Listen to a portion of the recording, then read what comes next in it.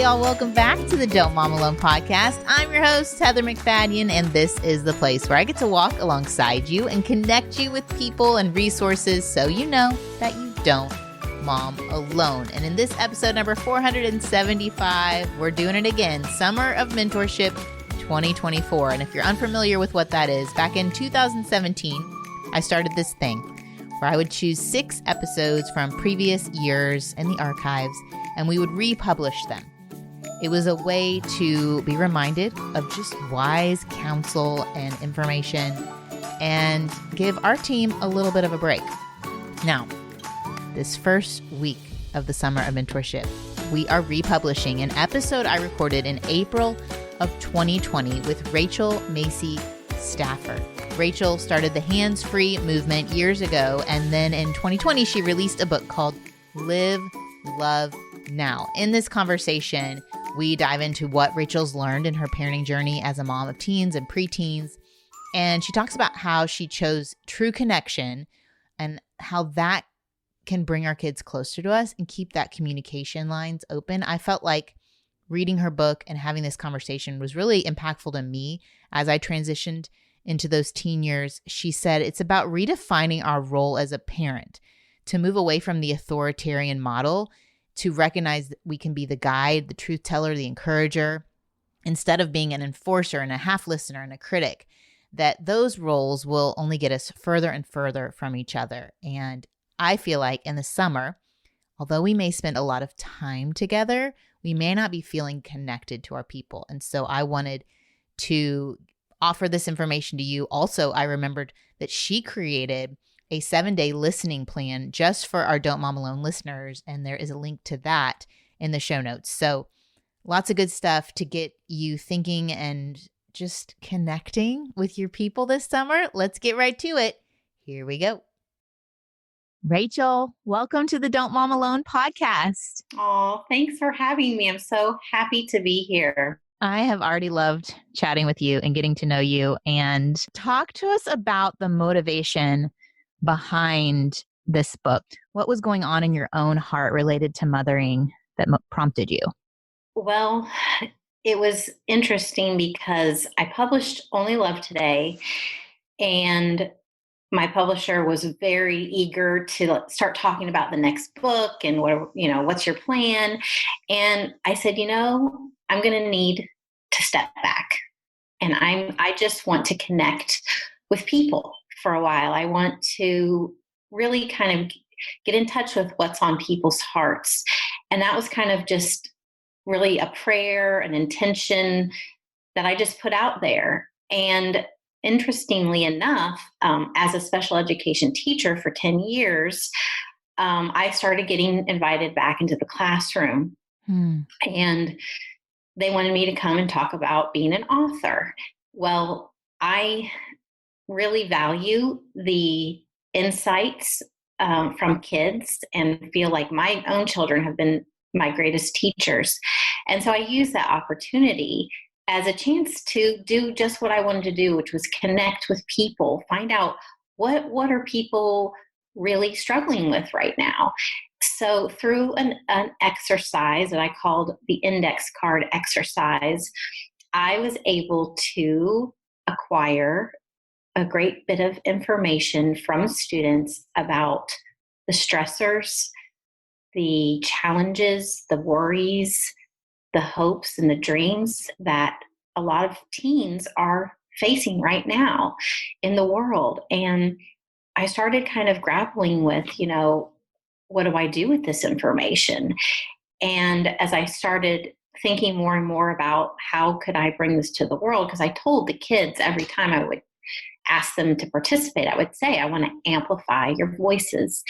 And I realized a lot of the things that they were talking about that they were struggling with, technology, lack of feeling prepared and having life skills and feeling isolated and rejected and unseen, I thought, wow, this is a lot of things that I have dealt with in my own life and have done a lot of healing through all of these little strategies that I've been using over the last 9 years on my hands-free journey. So it all just became really crystal clear that it was time to write another book, and I had to be really, really vulnerable. So that meant sharing a lot of the painful moments of my own parenting journey, but it also enabled me to share where we are now in our family.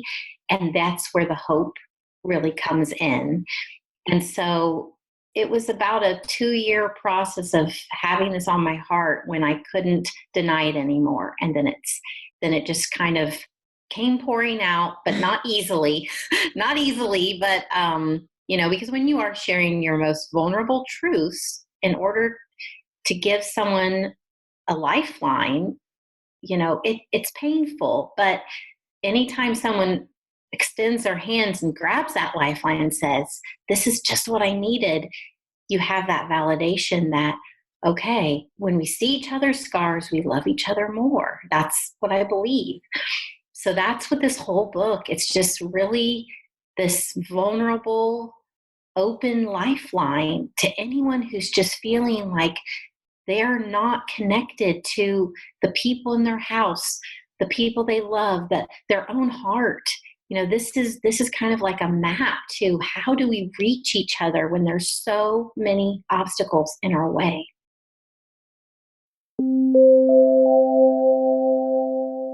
This episode is sponsored by BetterHelp. Now, as we are talking about connecting with our kids, and we're about to process how maybe we were raised, and if you came from a home that was maybe more authoritarian or critical, you may need a place to process that. You're recognizing that it's coming out of you with your kids, or maybe you're struggling to emotionally connect and attach to others, and you'd like to get curious about that, but you don't know where to start. I have found that some of that work can be done with a therapist, and I have found that sometimes I don't do it because of time constraints or just life constraints. And so I wanted to connect you with a great option. It's called BetterHelp. And what's great about it is it's entirely online. So it's designed to be convenient, flexible, and suited to your schedule. You'll just fill out a brief questionnaire to get matched with a licensed therapist. And then if you want to switch therapists, you can do that at any time for no additional charge. I am so thankful for the help I've gotten through therapy, and I want that for you as well. So visit betterhelp.com/DMA today to get 10% off your first month. That's BetterHelp, HELP.com/DMA. I feel like you're almost taking on a new role. So often we're just copying what we knew as parents. Yes. And so yes. it's uncomfortable and it's hard to attempt a different approach. So maybe we were critiqued our whole upbringing. So we hear that critical voice. And so to not be critical requires a major filtering and a choice in the moment to be accepting. And it's hard, but I love that you were talking about that moment of being vulnerable. Well, you encouraged us to be that person and to choose that moment. What advice do you have for someone to take that step? Like, how would they choose to push past what is comfortable and embrace that humanness? Well, I'm going to give an example for kind of maybe a little bit of an older child, although actually this probably would work for any age, honestly. But what I tell parents of teens who read my work and they say, I think it's too late. I think the damage is done.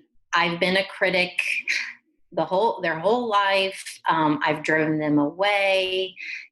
Is it too late? And what I tell them, and this is after speaking to a lot of different young people, and they desperately want to be seen and heard and listened to and trusted. And so I often tell parents, you might just say, I would like to talk to you sometime today when it's a good time for you. I want to share something that's really on my heart, that's really been troubling me. And then, so then you'll know it's a good time because you don't want to come in there when they're in the middle of something, but give yourself that space. And then you might say, I've been doing a lot of thinking about how I've been treating you, how I've been communicating with you. And I really deeply regret the way that I've talked to you, the way that I haven't listened to you, the way that I've tried to micromanage you. This is all new to me because of the way that maybe I was raised or whatever you want to say there. But you say, this is hard for me. And I feel very sad that I've really cut off a chance to celebrate who you are because I know I haven't said it, but I feel so proud of who you are. And I want what's best for you in life. And sometimes my critiquing and my pushing and my dictating you, that's all me trying to give you a good life. But now I understand that this is hindering you. It's making you feel like you're not enough. But what I want to say to you right now is I'm sorry. I'm sorry that I didn't see what I was doing until now. And now I'm going to do everything I can to stop being that person in your life and be an encourager to you, to be a believer in that you already know a lot of the things that you need to do and you know who you are. And I'm going to try to listen if you will allow me a second chance. And that's kind of a framework for what I would say when you're trying to kind of turn a page and start over, just to be really honest and apologetic. I think they see that we're learning, but the minute that we say, well, it's because I did this because of this, this, and this, well, that's not a true, genuine apology, and they will see through that. And you might ask even, how can I support you? What feels like support in your life? What do I do that shuts you down? And if they're more comfortable, something that I like to do is have a notebook that kind of goes back and forth between you. And maybe you don't feel comfortable saying that. So maybe you write it and maybe you give it to them in a notebook and you say, I welcome you to write back to me. I will not judge you. I will listen and be prepared. Because if you open that door for healing, you might hear some things that are going to hurt. But remember, the truth is not the end. The truth is the beginning. And the more human that you are with them, the more human they can be with you. And in that light of realness, I believe that is where true connection and true belonging form.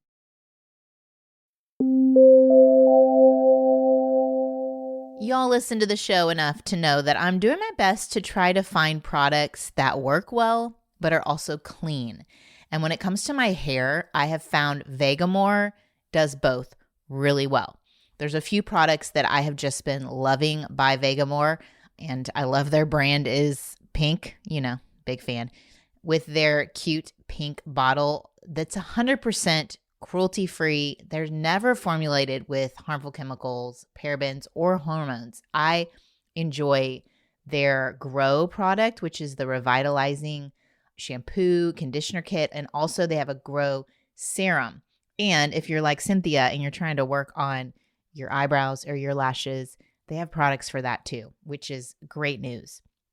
What's even better is you can get a value kit from Vegamore that has the Grow Essentials, where you get more than just one product and you save money. Or you can get a monthly subscription so you never run low on the products.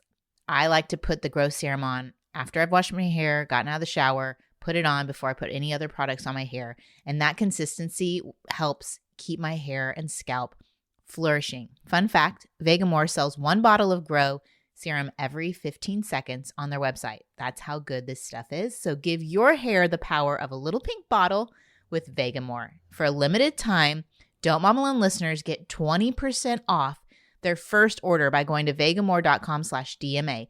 Use that code DMA at checkout. That's Vegamore, and it's spelled vegamore.com/DMA, code DMA to save 20% on your first order. vegamore.com/DMA, code DMA.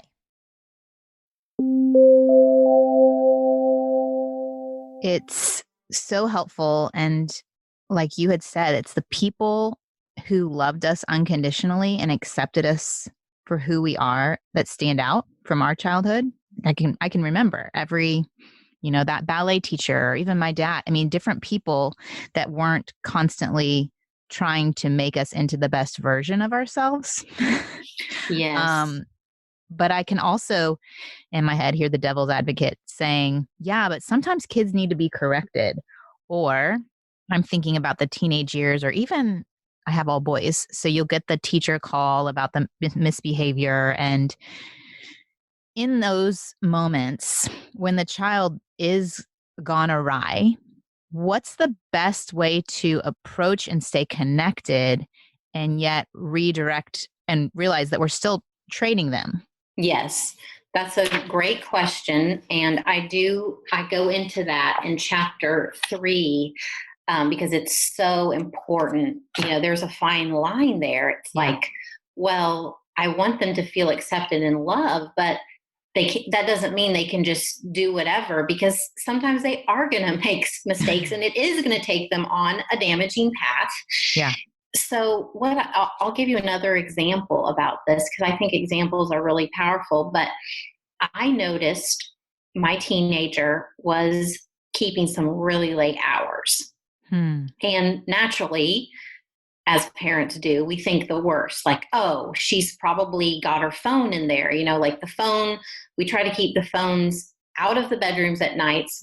Very, very important for health and mental health and physical health. But, I'm thinking all the worst, like she's goofing off in there. She's not doing what she's supposed to. She's keeping these late hours.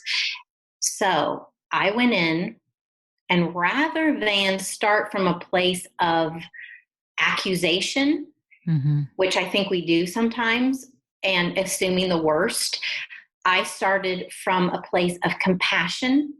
And that was a question. I noticed you've been staying up really late. Talk to me about what's going on.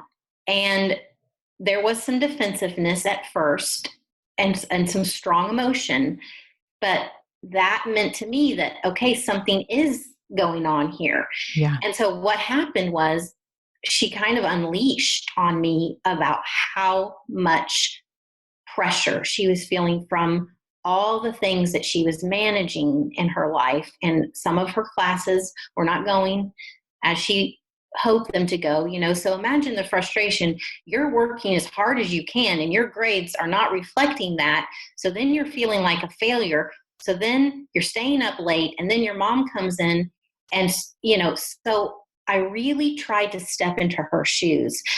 And when we do see our kids doing things that are damaging and we think they could do better, it's very important to come at them from a kind of like that they're the expert in this situation, that you're not coming in to tell them what to do. And so to go on with my story, after she unleashed that, I offered some validation. I see how hard you are working. I'm so sorry that your grades are not reflecting that. That must be so hard. And so they need to know that you hear them. You hear and you see where they are.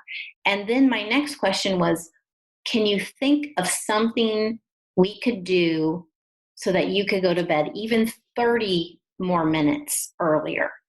Can we come up with a plan together? Because when you offer your child's input in whatever that problem is, one, you're showing them that you trust them, that they're capable, that you believe that they have an answer, that maybe they haven't been able to come up, with all this going on, but you're getting quiet, you're getting focused, you're going to talk about this, come up with it together. And when it's not you telling them, okay, this is what you're going to do, you're going to be in bed by 10:30 every night, no ifs, ands, or buts, there's not going to be any buy-in with that. Right. They're going to feel like you are not on their team. So when you go into a problem with compassion, prepared to listen and validate, and then work together, you're showing them, hey, I'm on your side. I'm not one more thing that's on your back. Because that's what I heard from teenagers over and over and over is my parents don't understand how much I'm managing. Right. So just don't be that added pressure. Be a safe haven. And yes, once you become that encourager rather than an enforcer, it's likely that they will let you in to the problems that they're facing. Because believe me, our teenagers are encountering things they are not telling us about. Yeah. I don't want to be that parent who doesn't know that my child is navigating a very bad online situation by herself. Yeah. But when I was the micromanager, when I was the critic, when I was the enforcer, her door was shut. She did not want me to come in there. She's 16 now, and my husband even commented how much she is in the main parts of our house. She doesn't have to hide things from us because we took a different role. It wasn't working. The other role of being the one in charge, the one with all the answers, that does not work with teenagers today. Yeah. And it is a hard thing to switch from. And you think, well, but if I release control, they're going to go wild. But honestly, if you surrender control and trust and say, I believe you can, tell me what your ideas are, you will be surprised at how they rise to that level because you are offering them that belief. Do you know what came to my head?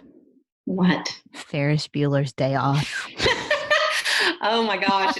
Tell me why. I just watched it on our break here and I was thinking about Ferris's parents who it wasn't like they were connected because they were still clueless.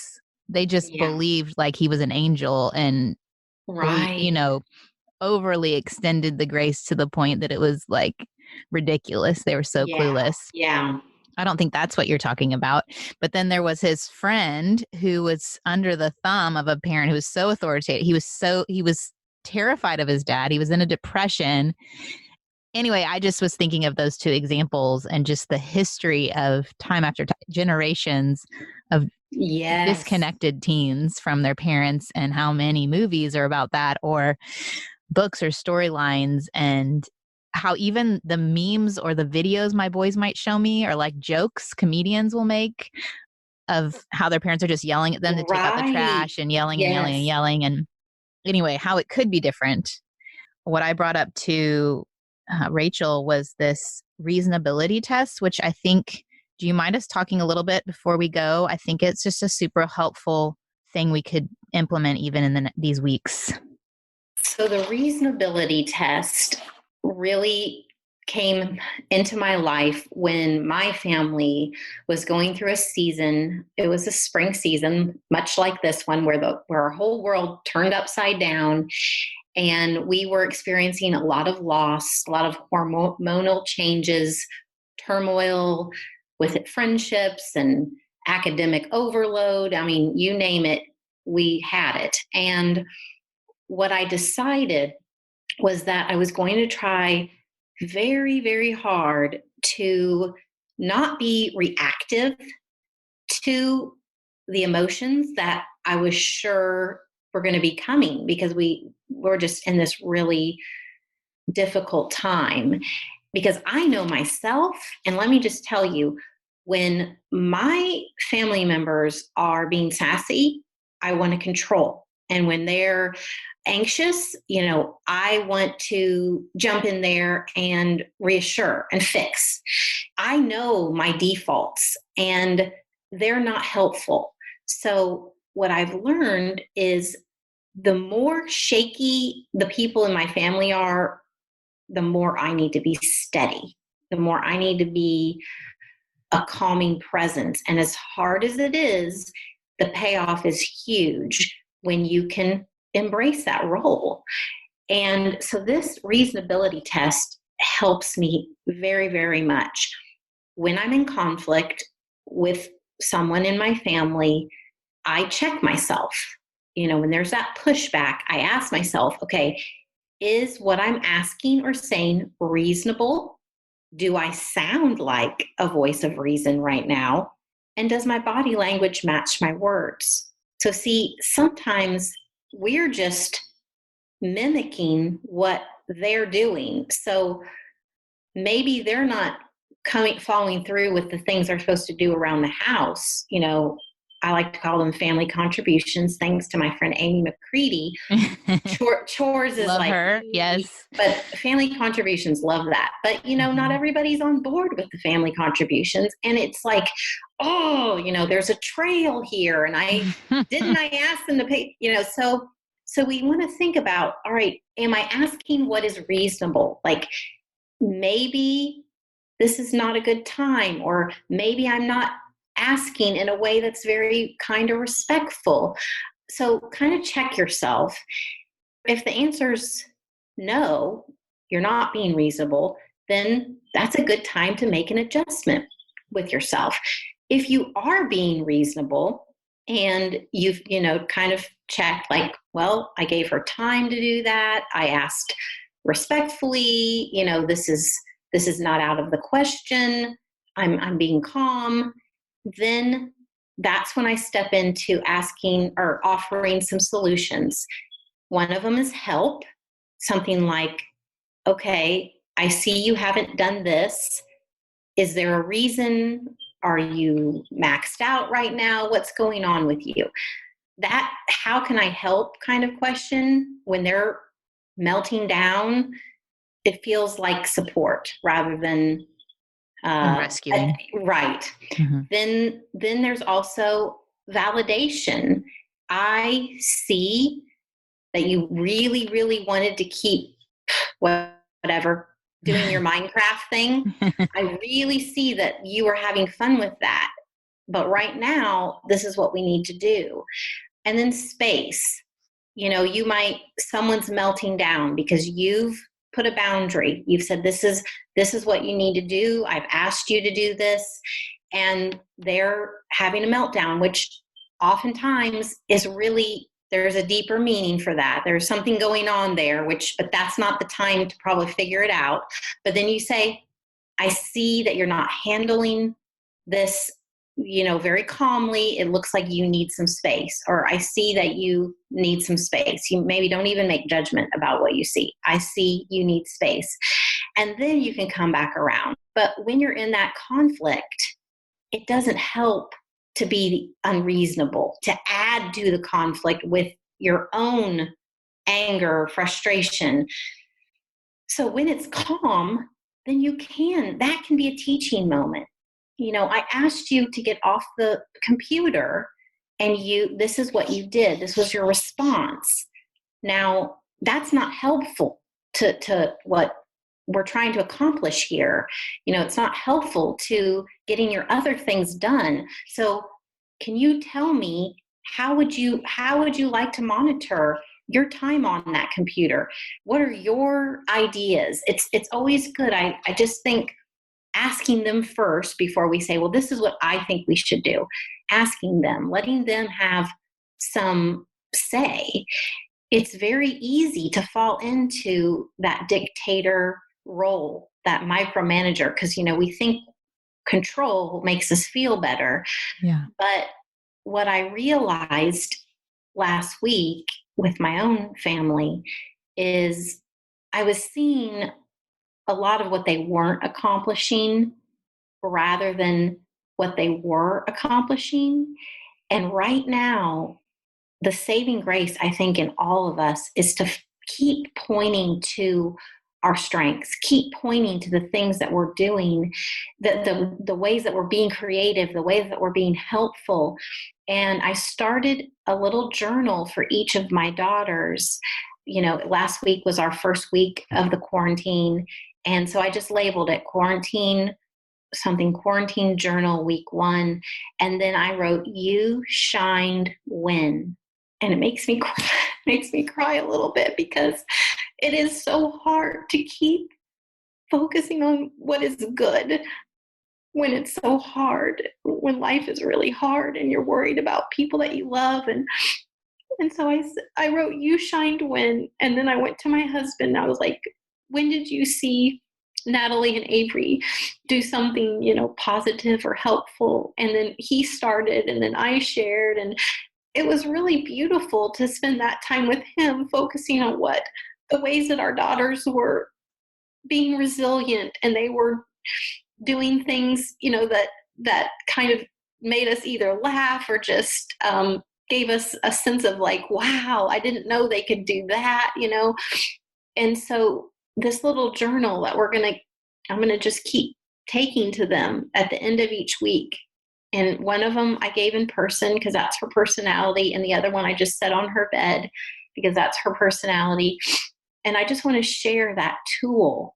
Yeah. So just keep pointing to the strengths and just see those in yourself too. That's what I was thinking. That's always the hardest one. I was thinking of how us moms are feeling the burden of being so many different things to so many different people, and the pressures of that and the performance, and just resting in maybe the way you shine today was getting that hot chocolate in a mug without a bad attitude or whatever it was, to take note of those little ways that you are showing up. And it may not be a productive task or, all the sponsored ads I'm getting of like, learn Russian. Okay, I may not learn Russian by the end of the quarantine, but my people may have survived and thrived. And be kind to yourself too.